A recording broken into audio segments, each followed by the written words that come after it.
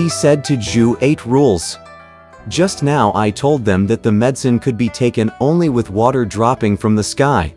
But how could we get rainwater all at once? As I look at the king, I think he's undoubtedly a ruler of great worthiness and virtue. Let's you and I help him to get some rain. How about it? How shall we help him? Asked 8 rules. Stand on my left, said Pilgrim, and be my assistant star. Sha Monk, you stand on my right, and be my supportive lodge. Let Old Monkey help him get some sourceless water. Dear great sage. He began to tread the stars and recite a spell. In no time at all, a dark cloud from the east drifted near until it was directly over their heads. Great sage. A voice came from midair. Aoguang, the Dragon King of the Eastern Ocean, is here to see you. I wouldn't have bothered you for nothing, said Pilgrim. For I have asked you to come here to lend us some sourceless water for the king to take his medicine. The Dragon King said. When the great sage summoned me, he did not mention anything about water. This humble dragon came all by himself without bringing any rain gear. I do not have the assistance of wind, cloud, thunder, and lightning either. How could I make rain? There's no need for wind, cloud, thunder, and lightning at this time, said Pilgrim. Nor do we require much rain. Actually, all we need is a little water to act as medical supplement. In that case, said the Dragon King, let me sneeze a couple of times and give him some of my saliva to take his medicine. Exceedingly pleased, Pilgrim said. That's the best. That's the best. Don't wait anymore. Please do it at once. From midair, the old dragon lowered his dark cloud gradually until it hovered above the royal palace. With his whole body hidden by the cloud, the dragon spat out a mouthful of saliva that changed into rain. The officials of the entire court shouted, "Bravos!" in unison, crying, 10,000 happinesses to our Lord. Heaven has sent down sweet rain to us. At once the king gave this decree. Set out vessels to store it.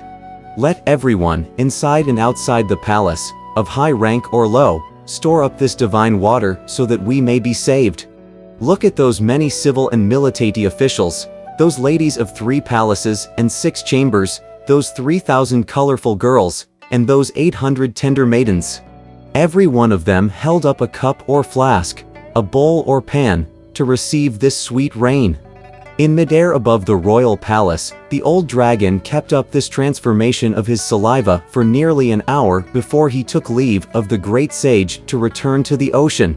When the officials brought back their containers, some managed to gather 2 or 3 drops, others acquired 4 or 5 drops, while there were those who did not receive even 1 drop.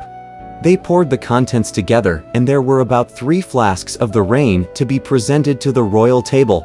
Truly, strange fragrance filled the hall of golden chimes. Goodly scent wafted through the royal court. Taking leave of the master of the law, the king took the elixir of black gold and the sweet rain back to his palace. He swallowed first 1 pill with 1 flask of the rain. Then he took another with the 2nd flask. He went through this for a 3rd time, swallowing all 3 pills and drinking all 3 flasks of the rain. In a little while, his stomach began to make a loud, rumbling noise, and he had to sit on the night pot and move his bowels 4 or 5 times. Thereafter, he took a little rice soup before he reclined on the dragon bed. 2 palace ladies went to examine the pot. The filth and phlegm were indescribable, in the midst of which there was also a lump of glutinous rice. The ladies approached the dragon bed to report. The root of the illness has been purged. Delighted by what he heard, the king took some more rice gruel, and after a little while, his chest and abdomen began to feel more at ease. As his configurative energies and his blood became harmoniously balanced once more, his spirit was fully aroused. Rising from his dragon couch, he put on the court attire and ascended the treasure hall. The moment he encountered the Tang monk, he bowed low. The elder hurriedly returned his salute. After the bow, the king took hold of the elder's hand and gave this command to his attendants. Prepare a formal invitation card at once, and write on it such words as, "We beseech you," with head touching the ground. Send some officials to invite with all reverence the 3 noble disciples of the Master of the Law. Open up the entire East Hall, and ask the Court of Imperial Entertainments to prepare a Thanksgiving banquet. In obedience to the decree, many officials went to work on it at once. Some prepared the invitation card, while others arranged the banquet. Truly, a state has the strength of moving mountains, and in a moment everything was accomplished. When 8 Rules saw the officials arriving and bearing an invitation card, he could not be more pleased. "Oh, elder brother," he cried. "It's marvelous medicine indeed. Now they've come to thank us, all because of your merit." Sha Monk said, "Second elder brother, that's no way to talk. As the proverb says, one man's good fortune will bless the whole commune. Since we all participated here in mixing the medicines, we are all meritorious persons. Let's go enjoy ourselves and don't talk anymore. Ah, look at those 3 brothers."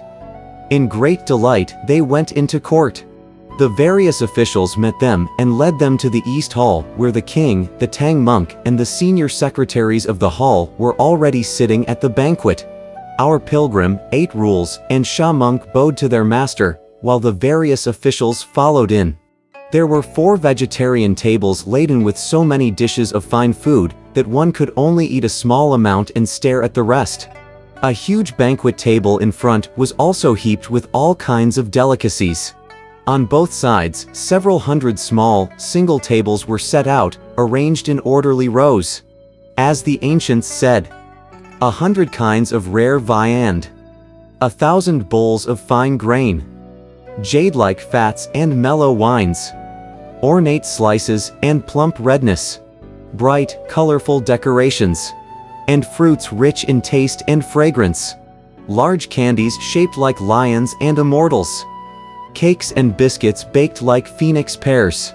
For meat, there were pork, lamb, chicken, goose, fish, duck, and every other kind. For vegetables, there were greens, bamboo shoots, wood ears, and mushrooms. A few kinds of dumplings, various candy brittles, yellow millet soft and smooth, rice gruel fresh and pure, noodle soups of all kinds, both fragrant and hot, and many, many dishes so nice and sweet. Ruler and subjects made their very first toast. Then, according to rank, they passed the cup. With his royal hands holding high the goblet, the king wanted to make the first. Settle the banquet. Toast to the Tang monk. Tripitaka, however, said to him, "This humble cleric does not know how to drink wine. It's made for those keeping a religious diet." Said the king, "Let the master of the law drink just 1 goblet. How about it?" "But wine," replied Tripitaka, "is the first prohibition of a priest." Feeling rather badly about the matter, the king said, "If the master of the law is prohibited from drink, what shall we use to pay our respect?" Tripitaka said, "Let my 3 mischievous disciples represent me in drinking." Delighted, the king took his gold goblet and handed it to Pilgrim. After he had bowed to the rest of the people, Pilgrim drained the goblet. When the king saw how readily he drank the wine, he presented him another goblet of it. Pilgrim did not refuse and drank that too. Chuckling, the king said, "Please drink a 3 jewels round." Pilgrim did not refuse and drank that too. Asking that the goblet be filled once more, the king said, "Please drink the 4 seasons round." Seated on one side and eyeing the wine, which never seemed to come his way, 8 Rules could hardly refrain from swallowing hard his own saliva. When he saw, moreover, that the king was intent on toasting only Pilgrim, he started to holler, "Your Majesty, you owe it to me, too, for the medicine you took. In that medicine, there's horse." On hearing this, and fearing that idiot might reveal everything, Pilgrim immediately handed the wine in his hand to 8 Rules, who took it and drank without saying a further word. The king asked. The divine monk said that there was horse in the medicine. "What kind of horse is that?" Taking it upon himself quickly to answer the question, Pilgrim said, "That's the way my brother speaks all the time. Whenever he has a tried and true prescription, he would share it with everyone. The medicine that you took this morning, Your Majesty, did contain horse saddle bell." "What kind of medicine is this horse saddle bell?" asked the king. "And what does it cure?"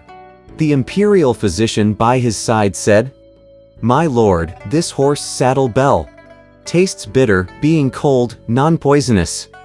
Cutting phlegm and wheezing makes its merit chief. It loosens breath and rids one of poisoned blood. Quiets cough, fights exhaustion, and brings relief. Well used. Well used," said the king, smiling. "Elder Jew should take another goblet." Without uttering a word, our idiot also drank a 3 jewels round. Then the king handed the wine to Shah Monk, who also drank 3 goblets before everyone took his seat.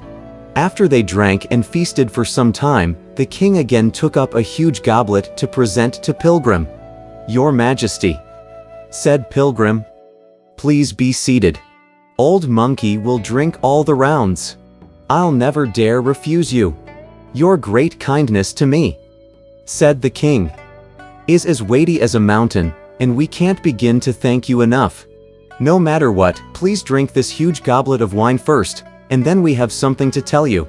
"Please tell me first," said Pilgrim. "And Old Monkey will be happy to drink this. Our illness of several years," replied the king, "was caused by great anxiety.